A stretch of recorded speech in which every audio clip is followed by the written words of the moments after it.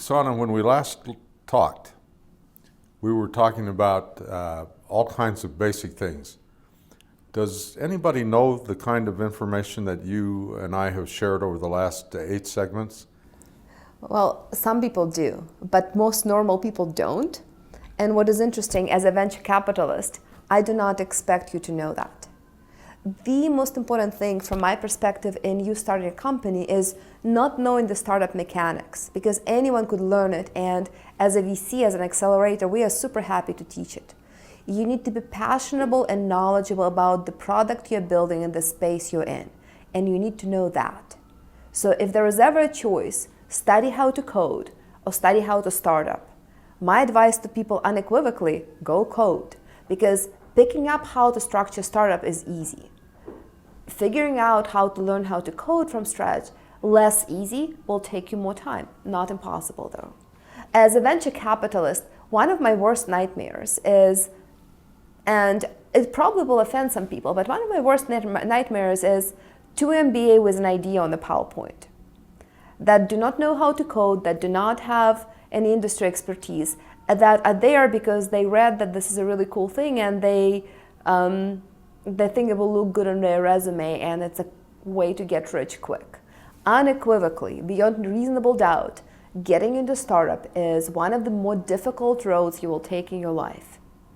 And unlike some flashy stories that from time to time go out there in the media where someone wrote something on a PowerPoint, went and got millions of dollars, and 6 months from now sold it for $200 million, or like $500 million, or insert whatever is a big number for you there. Those stories are exceedingly rare and often not true. That is not an easy thing to do if you want to get rich quickly. Maybe again, learn how to code and try to get hired by Google. Startup is a very, very arduous journey, and the prerequisite for success is knowing your product, being passionate about your product, and being committed in iterating with your team and your customers how to get to the best version of that. Startupping, how many shares the company should have, what state you form the company in, how to go talk to VC, how do you hire your first person. All of those things, not necessarily straightforward, but fairly easy to learn, and there are many, many places that you could learn them from, including Sputnik. And we teach a lot, we go a lot through those things, but we cannot, me teaching you this without you having the passion and knowledge for the product is absolutely and totally irrelevant. Will not do you or your company any good. Well, let's do this. Let's start with your story, because it's an unusual story. I think we all know that you kind of grew up as a young person in what was the Soviet Union at the time. But unlike the Soviet system, you changed, became an American, became part of the American capitalist system, and now you've succeeded with this thing that you call Sputnik. The question is, how did you do that? Well, it's a good question, and like to paraphrase in the movies, how long is this program? But let me try to give you highlights. To me, I'm trained as a physicist, so one of the most unusual things for me, but now that I am in this field, it's less unusual. My fundamental training is I was trained as a physicist. And if you strip it down to bare, what physics to me is about is fighting for the idea, identifying how to solve that idea and that problem to the right degree of precision, and then, because I was an experimental physicist, take the project into some logical conclusion. And that to me, when I was growing up, physics and math were my big passion. That's all I ever wanted to be. And that path took me to the best school to study physics and math in the former Soviet Union, called Moscow Institute of Physics and Technology. Complete life changer, life-shaping experience that if I were to repeat anything in my life, that would be that in a heartbeat. Also, one of the more difficult ones. And just to get in is very, very hard. And just to apply was a testament of courage and also a compliment. Now, when you do get in, there were maybe 5 girls in a class of 100 guys. And it was extremely, extremely hard, to the point where in school, if you feel like you're taking an hour off on Sunday, for the first 3 years, you feel like a complete and total slacker. You were not supposed to take any time off. And we were all being trained, being conditioned to study physics well, to know a lot of subjects, and to become the new physicist of the former Soviet Union. The history disagreed with that a little bit, because that's right in the middle of that, the Soviet Union had collapsed. And we found ourselves without electricity in the scientific research labs, without even some of those jobs not even being there. The ones that are being there would not pay well. And I was right in the middle of my studies. So, sometimes when one door closes, another one opens up. The very close society of the former Soviet Union got opened up, and it was one of the first times when it was possible to go and study abroad. So equipped with my knowledge and with $100 literally to my name, I get on the plane. Actually, we get on the plane, because one of the best things I did in my undergraduate school, which is a bit nonsensical given how young we were, is I met my husband and we married, and this is the path we are traveling together. So it gave me a lot of bravery to have the love of my life and my partner to take the journey with me. But think about us two kids. I was 20, he was 22, getting on the plane, $100 in our pocket, to cross the ocean to go study physics in the United States. So that's one chapter, and there are a lot of things there that were fundamental to my view of the world, my acceptance of change, my enjoyment of that change, and my ability to adapt to circumstances differently. What was it that drove you to keep going? It wasn't money, because the Soviet system didn't believe in making money, I don't think.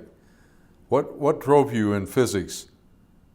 What were you passionate about that? There is something beautiful about innovation. There is something beautiful to me about discovery. There is something beautiful about discovering that in a group of people that are wickedly smart, and every single one of you, every single one of them, you would be happy to study from, you would be completely in awe of, and that was my school. So it's the combination of being surrounded by brilliant, kind, driven people, combined with the thrill of learning about the frontier of mankind's knowledge in physics. Plus, I will accept it, I am as geeky as could be. I love solving problems, I love doing math equations. I just love that. When other kids wanted to go jump, I wanted to go do math. Okay, so now you get on a plane or a train or both. You get to the United all of States. the above. Get to the United States. All of the above. You get to the United States. You have $100 in your pocket. How did you get from there to here, to where you are today? What did you do? The short answer is a lot of really hard work and a lot of really good, kind people that helped guide me in my journey on different stages of it. But the one thing I didn't realize, up until I crossed the ocean, I only saw capitalism in the newspapers. I didn't know what it is. The only world I knew really that was authentic and real to me was the world of science. And that's all I wanted to be. And when I found myself at the University of Pennsylvania, which is such a magnificent school, even as a graduate student in physics, you get exposure to a lot of different ideas, to a lot of different people. It's also home of Wharton. And what I realized, it was to me, the world of business, the world of capitalism, once I got to see it, was almost love at first sight. And so now I find myself in, let me call it a midlife crisis. I was maybe like in my mid-20s. So but that felt like a midlife crisis, because all my time up until now, I walked confidently without stopping toward the degree of, toward my physics degree, towards my career of being a physicist. And now this happens. And I've learned about this magical thing called management consulting, which is someone gets to pay you money to go be in companies and solve their most difficult problems. And that seemed like a fairy tale to me. So I decided to make that fairy tale a reality.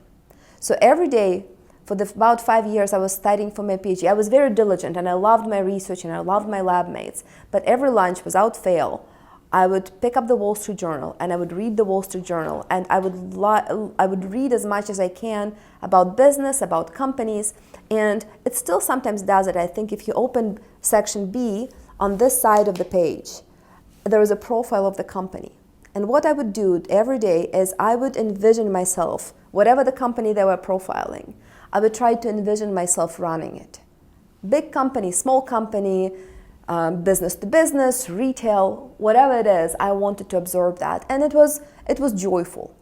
I did not know yet that I could succeed in getting to my dream of becoming a consultant, to transition to business, but that process of learning about things, trying to problem solve, trying to take my problem solving from physics and bring it here to business, that was joyful, that was thrilling, that was difficult.